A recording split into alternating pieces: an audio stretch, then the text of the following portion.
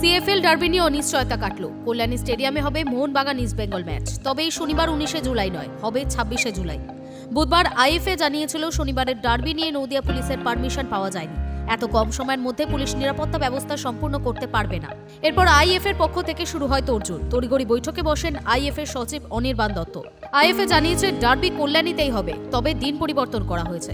নদিয়া জেলা পুলিশ কর্তৃপক্ষ ও আইএফএ পদাধিকারীদের বৈঠকের পর দুই তরফের সহমতের ভিত্তিতে সিদ্ধান্ত নেওয়া হয়েছে কলকাতা ফুটবল লিগের প্রিমিয়ার ডিভিশনে মোহনবাগান সুপার জায়ান্ট ও ইস্টবেঙ্গল এফসির ডার্বি ম্যাচ আগামী 19শে জুলাইয়ের পরিবর্তে আগামী 26শে জুলাই 2025 কল্যাণী স্টেডিয়ামে অনুষ্ঠিত হবে।